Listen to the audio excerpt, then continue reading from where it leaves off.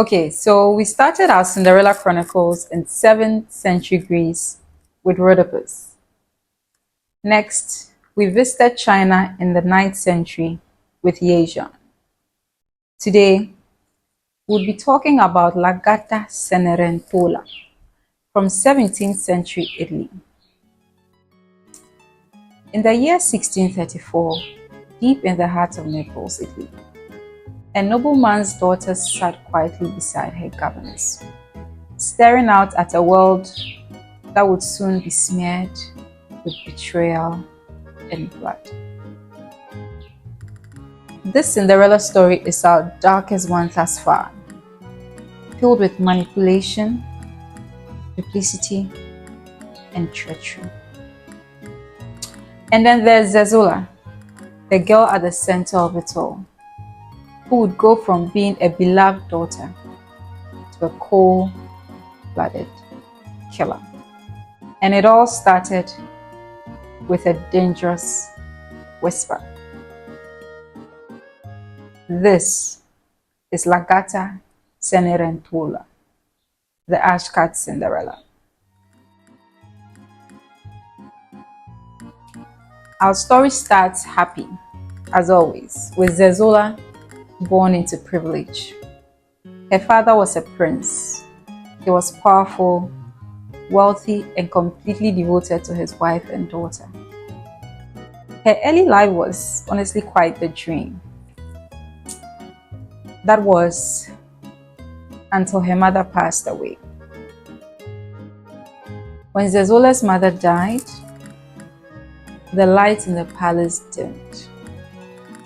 And soon, like in many stories from that time, her father eventually remarried. The woman he chose had 6 daughters of her own. And this new wife was cold. Her eyes were sharp, and her smile never reached them. And once she stepped into the palace, she made it very clear Zezolla was no longer the favorite. The prince, Zezolla's own father, turned a blind eye to this. She was pushed to the side, forgotten and replaced. The girl who once had everything was now nothing but a ghost in her own home. But here's where the story takes an unexpected turn. Zezolla had a secret weapon, a governess. This woman had raised her since she was a baby. She was warm, affectionate, and smart. Too smart, perhaps. One night, she leaned close to Zezolla and whispered, "If your stepmother were gone, your father would have no choice but to marry me. And then I would love you more than anybody else in the whole wide world."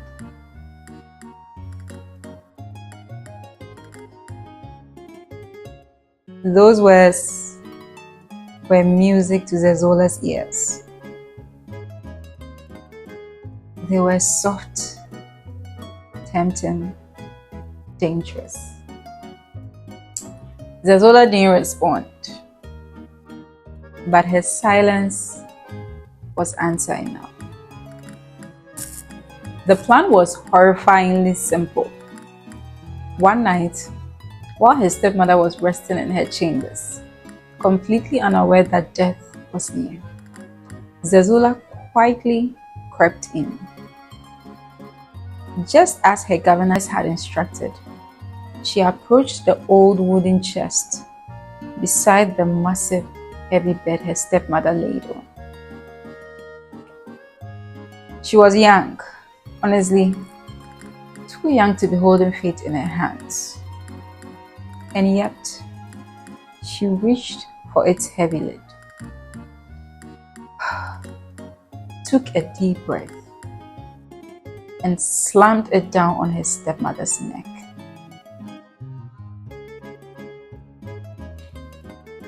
A sickening snap echoed throughout the palace.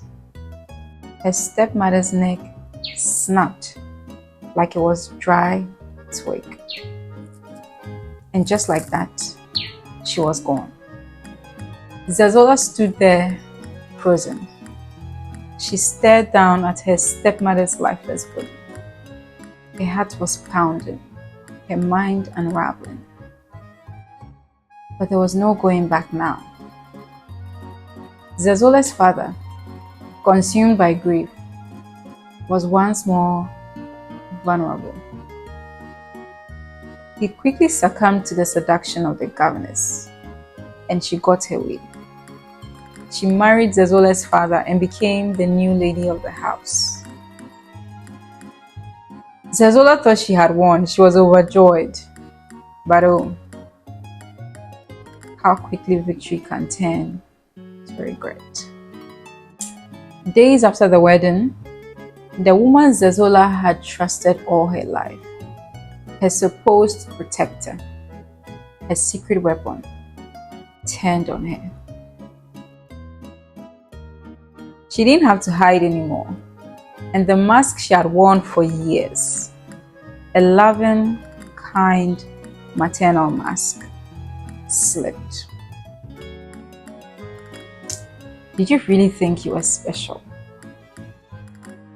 She sneered at Zezolla. Zezolla's world completely collapsed. Her stepmother had revealed her true self. Ruthless, cruel, and calculating. In the same way she had manipulated Zezolla, she now controlled the entire household. Zezolla then realized the truth. She realized it too late though. She hadn't been rescued. She had been used. The new stepmother was even more cruel than the last. Zezolla was stripped of her title, her clothes, and even her room. She now had no choice but to sleep in the ashes by the kitchen hearth. She was no longer a nobleman's daughter. She was now Gatta Cenerentola, the Ash-Cat. One afternoon, while hiding in the gardens, Zezolla heard a voice. It was a soft, ancient, magical voice. And it came from the fairy oak, an enchanted tree that stood at the edge of the estate. The voice said to her, "Whenever you are in need, knock upon my tree trunk 3 times, and I will grant you your wish." Zezolla didn't question it. She had seen enough darkness in the world to very easily believe in magic. From then on, whenever the world became too cruel, she would steal away to the oak and whisper her hopes into its bark. And the tree would listen. When the news came of the king's festival, a search for the most beautiful maiden in the land to be his queen, Zezolla's heart ached with longing. She wanted to go, but she knew she would not be allowed to. So once again, she turned to the oak tree. When the palace slept, she crept to the oak tree, pressed her hands to its trunk, whispered her wish, and then knocked on the bark 3 times. The tree glistened, its branches glowed, and her rags soon fell away, replaced by a gown unlike anything she had ever seen. It felt like it had been spun from the moonlight and stars, and looked like it was lined with the most precious gold and silver. And in her hands were a set of delicate slippers, so thin and radiant, they looked as if they had been carved from the starlight. And she went to the festival. When she entered the banquet hall, the whole room hushed. The king couldn't take his eyes off of her. Who is she? He whispered to his advisor. But before he could find out, she was gone, leaving behind only a slipper. The king, completely entranced, announced that the girl whose foot fit the slipper would become his queen. Search parties scoured the land. One by one, noble women and peasant girls all alike tried it on. All failed. Eventually, they arrived at Zezolla's home. Her stepsisters pushed forward, smiling, lying, failing. They stuffed their feet into the shoe, but it just wouldn't fit. Then Zezolla stepped forward. She was covered in ash, her eyes cast down. Hair, her stepmother scarfed. A filthy little Ash-Cat.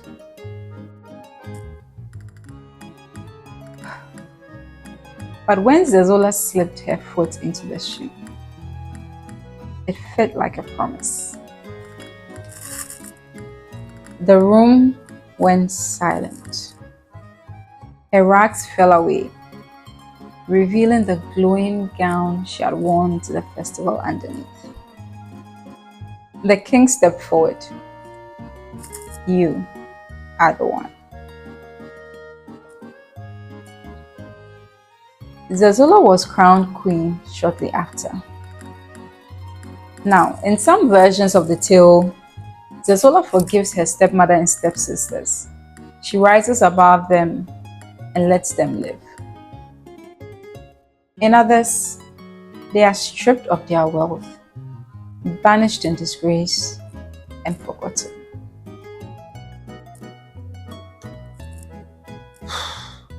But what's never told is what happened inside Zezolla. Because even though she became queen, she still dreamt of the chest and its lid, of the sound it made, of her governor's voice, the honeyed lies it spoke, and of her own silence. Did Zezolla ever truly find peace? She was not an innocent girl in glass slippers. She was something else, something shaped by treachery. And her crown, it came at a cost. Zezolla got her happy ending, but she paid for it in blood. Because in this version of Cinderella, no one is innocent, and no one escapes fate unscathed.